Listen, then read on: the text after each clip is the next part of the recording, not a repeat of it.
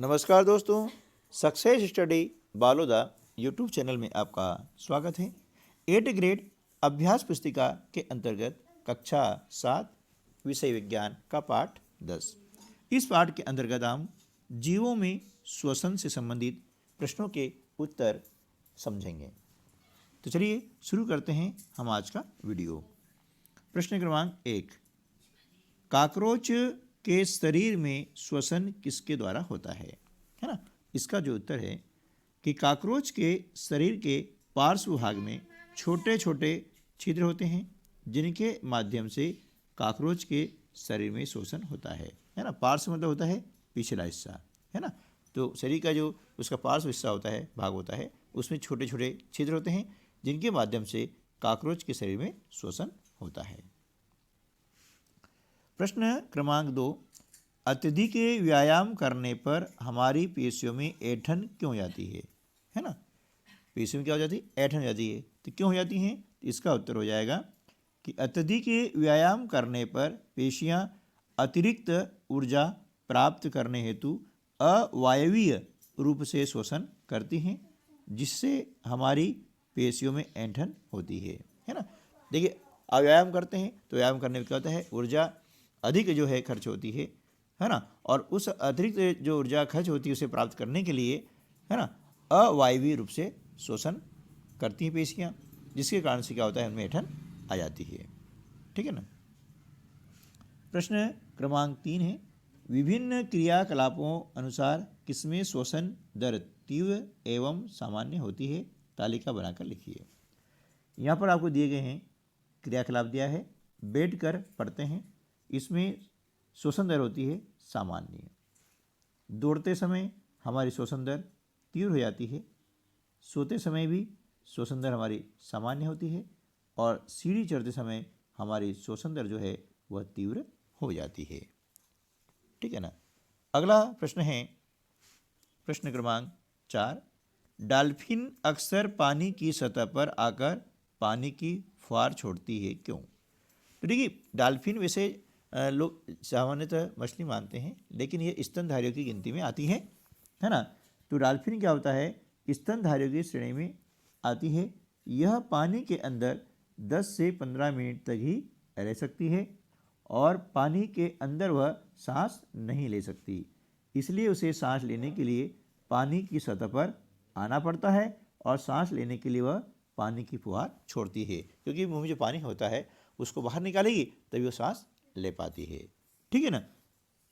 अगला जो प्रश्न है प्रश्न क्रमांक 5, जब हमें नींद या झपकी आती है तो हम जमाई क्यों लेते हैं, है ना।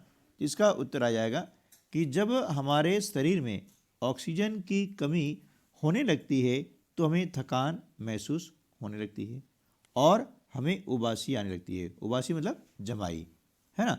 और जमाई लेते ही क्या होता है कि फेफड़ों को पर्याप्त ऑक्सीजन की आपूर्ति हो जाती है, अतः हमारी श्वसन दर को सामान्य करने के लिए हम जमाई लेते हैं। ठीक है। प्रश्न क्रमांक 6, अंतः श्वसन एवं उच्छ्वसन प्रक्रम को समझाइए। इसका उत्तर आ जाएगा, ऑक्सीजन से समृद्ध वायु को शरीर के अंदर लेना अंतःश्वसन और कार्बन डाइऑक्साइड से समृद्ध वायु को बाहर निकालना उच्छ्वसन कहलाता है। यह एक सतत प्रक्रम है जो प्रत्येक जीव के जीवन में जीवन पर्यंत होता रहता है ना। अंतःश्वसन और उच्छ्वसन ये सभी जो है जीवित प्राणी होते हैं, उनमें यह प्रक्रम चलता रहता है। ठीक है ना। चलिए अगला प्रश्न है प्रश्न क्रमांक 7, वायवीय एवं अवायवीय श्वसन किसे कहते हैं। इसका उत्तर हो जाएगा, जब भोजन यानी ग्लूकोज का विखंडन ऑक्सीजन के उपयोग द्वारा होता है तो वह वायवीय श्वसन कहलाता है, और जब ऑक्सीजन की अनुपस्थिति में भी भोजन विखंडित हो सकता है तो यह प्रक्रम अवायवीय श्वसन कहलाता है। ठीक है। तो वायवीय और अवायवीय श्वसन हो गया है। ऑक्सीजन के उपयोग द्वारा जो श्वसन होता है वह कहलाएगा वायवी। और ऑक्सीजन की अनुपस्थिति में जो भोजन विखंडित हो सकता है तो यह प्रक्रम कहलाएगा अवायवीय श्वसन।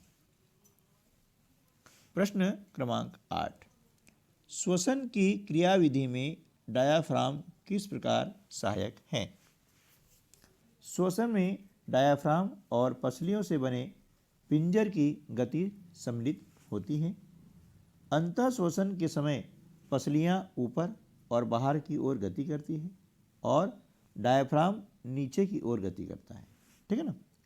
उच्छ्वसन के समय पसलियां नीचे और अंदर की ओर आ जाती है, जबकि डायाफ्राम ऊपर की ओर अपनी पूर्व स्थिति में आ जाता है। तो इस प्रकार से डायाफ्राम जो है वह श्वसन की क्रियाविधि में सहायक होता है। प्रश्न क्रमांक 9, मानव श्वसन तंत्र का नामांकित चित्र बनाइए एवं उसके प्रमुख अंगों के नाम लिखिए। तो देखिए अब यहाँ पर एक चित्र बना हुआ है, ऐसा आप अपनी अभ्यास पुस्तिका में चित्र बना लें, है ना। तो ये चित्र बना हुआ है, यहाँ पर आपकी है नासा गुहा है, ये हो गई आपकी मुख गुहा, ये है ना, ये हो गया आपकी ग्रसनी, ठीक है, ये ग्रसनी हो गई है, ये आपकी हो गई श्वास नली, और ये हो गया आपका फेफड़ा, है ना, ये क्या हो गया फेफड़ा हो जाएगा। इधर भी अंदर साइड में फेफड़ा है, ये दिख रही है आपकी पसलियाँ गोल गोल दिखाई दे रहा है ना, ये क्या है, ये पसलियाँ हैं, और ये है नीचे डायाफ्राम, ठीक है। तो इस प्रकार से आप जो है चित्र बना सकते हैं। अब इसके जो प्रमुख अंग हैं उनका नाम हमने लिखा है यहाँ पे, नासा गुहा, श्वास नली, फेफड़ा, पसलियाँ और डायाफ्राम, ठीक है ना। ये श्वसन तंत्र के मुख्य जो है भाग हैं, प्रमुख अंग हैं। प्रश्न क्रमांक 10, पादपों में श्वसन को चित्र द्वारा समझाइए, है ना। तो यहाँ पर देखिए अब चित्र हैं, ये पादपों में श्वसन किस प्रकार का होता है पादप में, जिसको यहाँ पर एक चित्र के द्वारा दर्शाया गया है ना। ये क्या हो गए, मृदा के कण हैं, अब दिख रहे हैं आपको, मृदा में मिट्टी होती है, और इसका जो मूल रोम है ये आकाश जो है अवकाश होता है। तो मूल मृदा से वायु अवशोषित होकर के मतलब पौधे के विभिन्न अंगों तक पहुंचाई जाती है। श्वसन इस प्रकार से इसमें होता है। अब इसके बारे में जो वर्णन है हम यहाँ पर लिख देते हैं कि अन्य जीवों की भांति पादप भी जीवित रहने के लिए श्वसन करते हैं। पादप की पत्तियों में ऑक्सीजन और कार्बन डाइऑक्साइड के विनिमय के लिए सूक्ष्म छिद्र होते हैं जो रंध्र कहलाते हैं। इसी प्रकार से मूल यानी जड़ मृदा कणों के बीच के खाली स्थानों में उपस्थित वायु से ऑक्सीजन ले लेते हैं, ठीक है ना।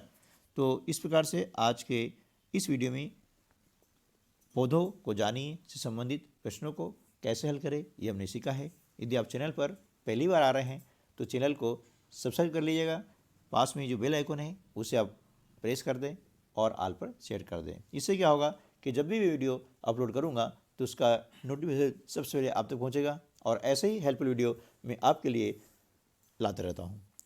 अन्य विषय के भी आप वीडियो देखना चाहते हैं तो इस वीडियो के डिस्क्रिप्शन बॉक्स में उनकी लिंक दी गई है, जहां से उन्हें आप प्राप्त कर सकते हैं। ठीक दोस्तों, तो मिलते हैं अगले वीडियो में, तब तक के लिए नमस्कार, जय हिंद।